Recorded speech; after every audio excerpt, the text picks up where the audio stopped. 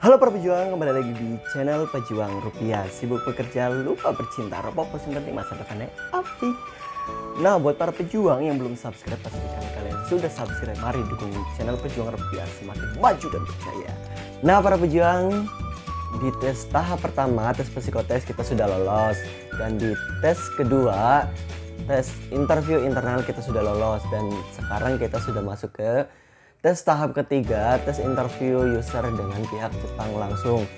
Nah, kira-kira tipsnya bagaimana sih biar lolos di tahap tes interview user dengan pihak Jepang? Langsung saja, ini dia.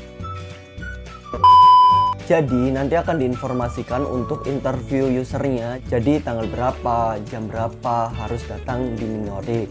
Nah, misalkan tanggal 15, kemudian jam 8. Nah, buat para pejuang itu sebelum jam 8 itu pastikan kalian sudah ada di Minori, jadi biar nggak terlambat ataupun bisa prepare waktu, apalagi rumah teman-teman jauh dari Minori gitu. Saya sarankan sih setengah jam atau 1 jam sebelum dimulai kita harus udah ada di Minori, seperti itu. Setelah calon pemagang sudah berkumpul semua di Minori, nanti akan diberikan name tag dan diarahkan bagaimana sih tata caranya pada saat interview user.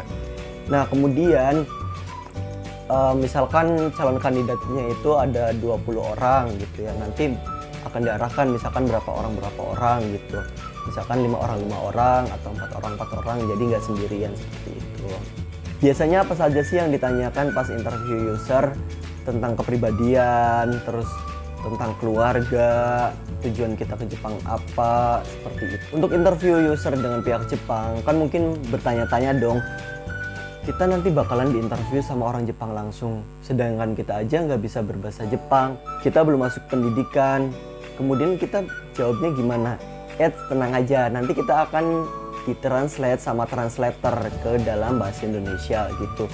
Buat para pemagang cukup jawab dengan bahasa Indonesia saja gitu. Nah, pada saat interview itu pastikan jawaban kita itu singkat, padat, jelas, dan tidak bertele-tele, dan pastikan dan dapat meyakinkan pihak Jepangnya. Terus badan kita itu tegap dan nggak boleh kayak yang santai gitu kan, tapi nggak tegang juga kayak gini, maksudnya relax tapi tetap tenang gitu loh. Terus kaki jangan disilang. Nah, pada saat nanti di interview sama pihak Jepang kan, misalkan pihak Jepang itu ada di depan kita, sedangkan translator kita ada di sini, jadi kita matanya cukup misalkan si pihak Jepangnya sedang ngomong gitu ya, kita lihat orang Jepangnya, kemudian misalkan ditranslate sama translatornya, kita lihat translatornya gitu. Kemudian ketika kita mau menjawab, kita lihat lagi pihak Jepangnya gitu. Jadi cukup lihat-lihat, jadi biar kesannya sopan, dan jangan lupa senyum ketika kita menjawab, karena orang Jepang itu menilai orang Indonesia itu ramah-ramah seperti itu. Setelah interviewnya sudah selesai semua, nanti akan diumumkan secara langsung hari itu juga siapa kandidat yang lolos dan siapa yang tidak lolos.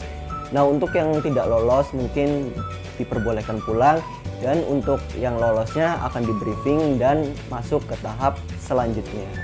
Nah, buat para pejuang yang sudah masuk ke tes tahap interview user, saya doakan semoga tesnya lolos, tetap semangat, agar bisa masuk ke tahap selanjutnya. Ganbatte kudasai. Domo arigatou gozaimasu. Terima kasih sudah menonton. Jangan lupa subscribe, like, comment, and share ke seluruh sosial media agar bermanfaat untuk semua para pejuang, dan tunggu video-video berikutnya.